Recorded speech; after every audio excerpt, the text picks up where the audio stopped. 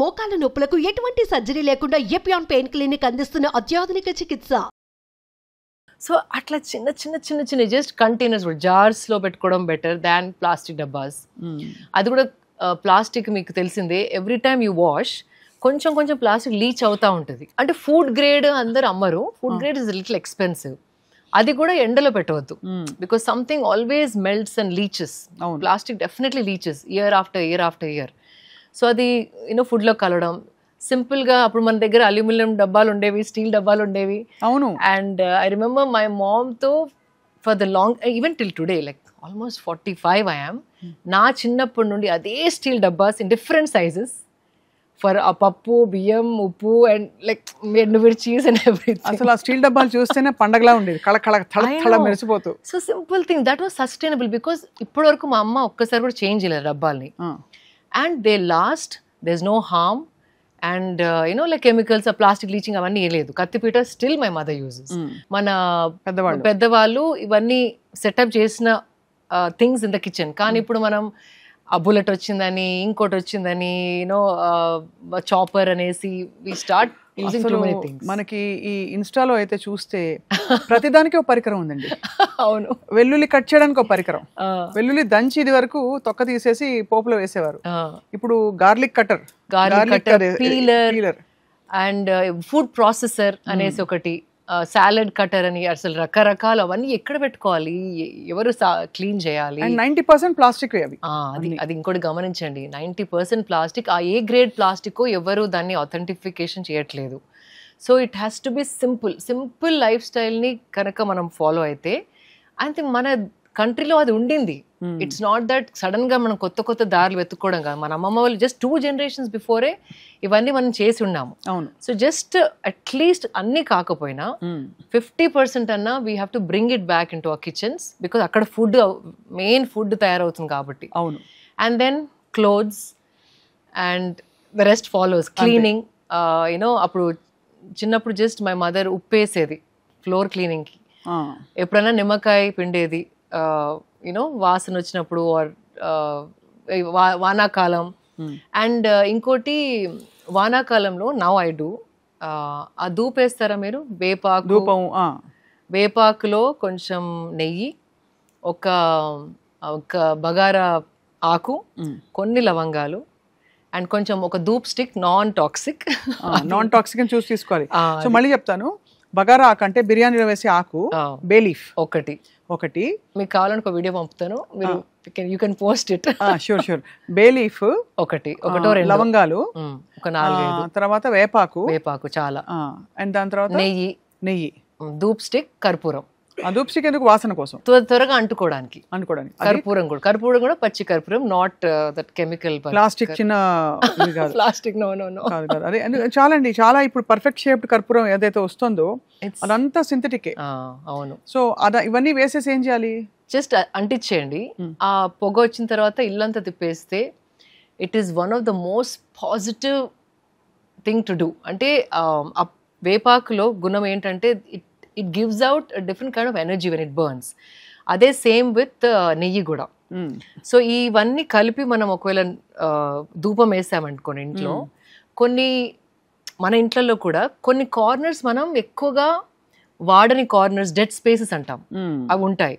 ఆ ప్లేసెస్లో ఎక్కువ వాడము, అక్కడ ఎక్కువ చీపురు వెళ్ళదు. సో ఎనర్జీస్ అనేటివి ఆ కార్నర్స్లో బ్లాక్ అయి ఉండిపోతాయి. నిజంగానే మీరు ఫీల్ అయ్యారా ఇవ్వండి? అంటే బికాజ్ మీరు మెడిటేషన్ చేస్తారు, సరే నేను కొద్ది గొప్ప మెడిటేషన్ నేర్చుకుని చేశాను కాబట్టి కొంతమందికి అర్థం అవుతుంది, బట్ అందరికీ ఇది అప్లికబుల్ అంటే? అబ్సల్యూట్లీ. వాళ్ళకి తెలియకుండా ఒకలాంటి ఎనర్జీ, వైబ్రెన్సీ అనేది మనకి ఏర్పడుతుంది. లైక్ స్పెషల్లీ సింపుల్, మనం చల్లనీళ్ళతో స్నానం చేసినప్పుడు ఒకలాంటి ఎనర్జీ, you become alive. అట్లాగే when all the curtains are open, ఈ డెడ్ స్పేసెస్ ఏదైతే ఉంటాయో మన ఇంట్లో రోజు మనం వాడని స్పేసెస్, అవి వెంటిలేషన్ లేకపోయేసరికి some kind of energies are blocked.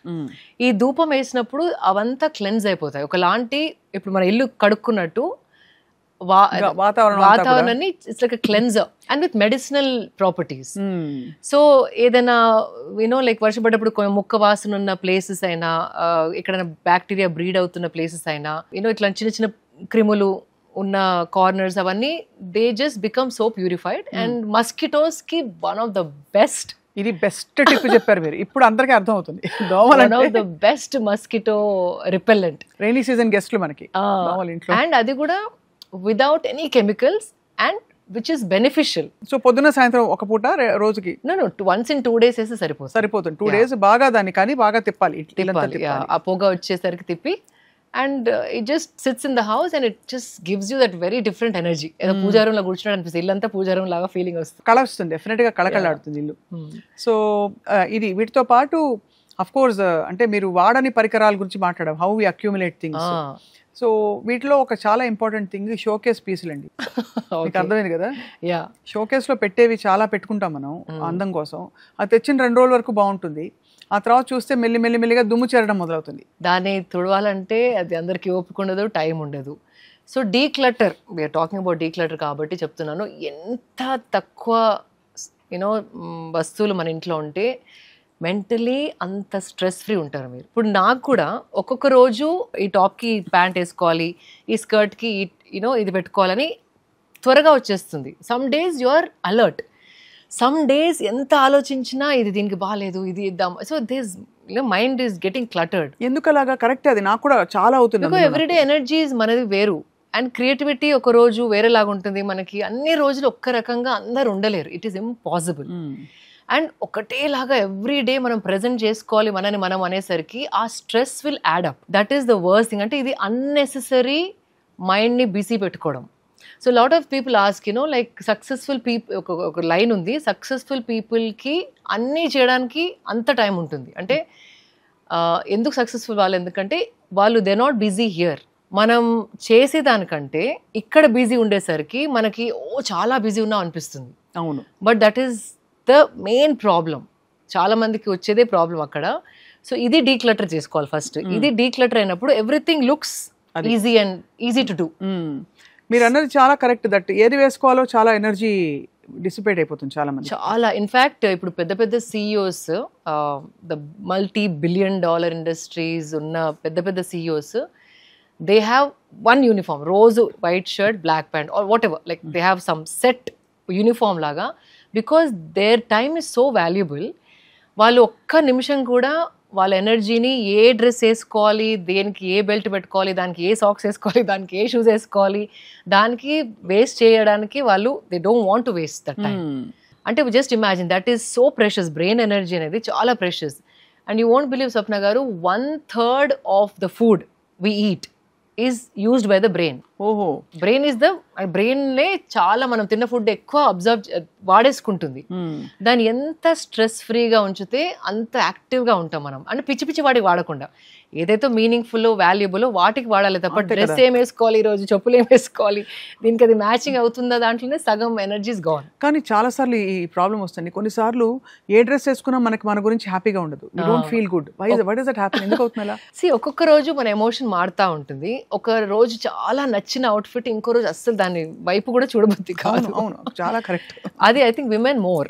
So first of all మీరు వార్డ్రోబ్ ఓపెన్ చేసినప్పుడు what I did with my wardrobe, మీరు ఏం చేస్తారు చెప్పండి. కరెక్ట్, 22 years నుండి నేను సైజ్ మారలేదు. అది కొంతమందికి ఉండే అదృష్టం అంటే చెప్తున్నాను. అంటే నా వార్డ్రోబ్ చూడండి, లైక్ అప్పుడు కొన్న అవుట్ఫిట్ నుండి ఇప్పుడు కొన్న అవుట్ఫిట్లో ఏది పడేయాలో బికాజ్ అన్నీ పడుతున్నాయి.